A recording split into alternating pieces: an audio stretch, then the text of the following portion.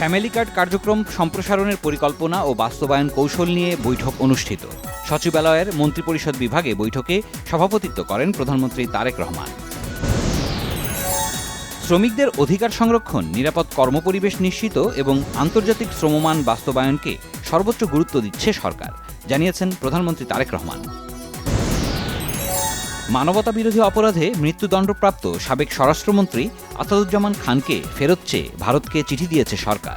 পররাষ্ট্র মন্ত্রণালয়ের মাধ্যমে এ চিঠি দেয়া হয়েছে। জুলাই মানবতাবিরোধী অপরাধের দায়ে বিচারের মুখোমুখি হতে হবে শেখ হাসিনা ও সাবেক স্বরাষ্ট্রমন্ত্রী আসাদুজ্জামান খান কামালকে, বলেছেন পররাষ্ট্র প্রতিমন্ত্রী শামা ওবায়দ। স্বরাষ্ট্রমন্ত্রী সালাউদ্দিন আহমদ বলেছেন, শহীদ রাষ্ট্রপতি জিয়াউর রহমান হত্যা মামলার গ্রেপ্তার আসামি মোজাফফরকে কোর্ট মার্শালের মাধ্যমে সেনা আইনে বিচার করা হবে। মশা নিধনে দেশে ব্যবহৃত প্রযুক্তিগুলো ঠিকমতো কাজ করছে না, বলেছেন স্থানীয় সরকার মন্ত্রী মির্জা ফখরুল ইসলাম আলমগীর। জ্বালানি আমদানি করার কারণে রিজার্ভের ওপর চাপ তৈরি হচ্ছে বলে জানিয়েছেন বিদ্যুৎ ও জ্বালানি মন্ত্রী ইকবাল হাসান মাহমুদ। প্রধানমন্ত্রীর রাজনৈতিক সহকারী রাশেদ খান বলেছেন, যারা নতুন রাজনৈতিক দল গঠন করেছে তারা রাষ্ট্র সংস্কারের উদ্যোগকে ব্যর্থ করার চেষ্টা করছে। দেশের শিক্ষা ব্যবস্থা ব্যাহত করতে একটি স্বার্থান্বেষী মহল শিক্ষার্থীদের মাঠে নামিয়ে শিক্ষামন্ত্রীর পদত্যাগের দাবি করাচ্ছে, বেসরকারি শিক্ষক কর্মচারী চাকুরি জাতীয়করণ ঐক্যজোটের অভিযোগ। মাগুরায় বহুল আলোচিত স্কুল ছাত্রী রাজিয়া খাতুন হত্যা মামলার আসামি হাসান শেখকে মৃত্যুদণ্ড দিয়েছে আদালত। চট্টগ্রাম মহানগরীর পাহাড়তলীতে শিশু আয়নী হত্যা মামলায় একজনের মৃত্যুদণ্ড।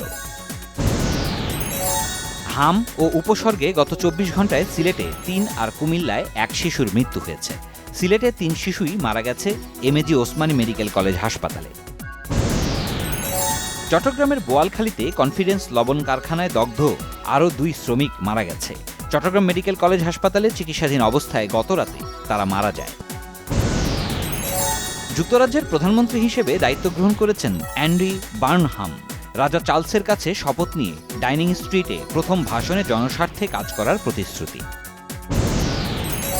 শিক্ষামন্ত্রী ধর্মেন্দ্র প্রধানের পদত্যাগের দাবিতে ভারতের পার্লামেন্ট অভিমুখে ককরোচ জনতা পার্টির পদযাত্রায় লাঠিচার্জ করেছে পুলিশ।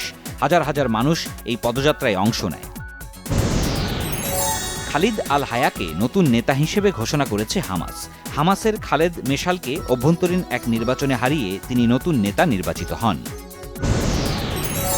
ফিফা বিশ্বকাপ চ্যাম্পিয়ন স্পেন গতরাতে ফাইনালে আর্জেন্টিনাকে হারালো ১-০ গোলে।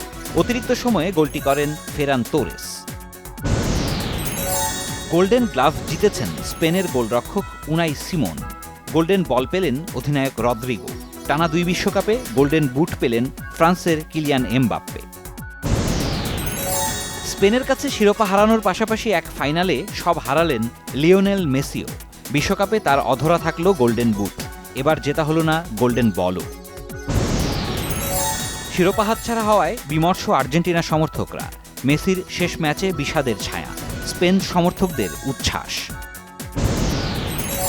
চীনে বক্স অফিস মাতাচ্ছে স্টিফেন চৌয়ের নতুন ছবি কুংফু সকার।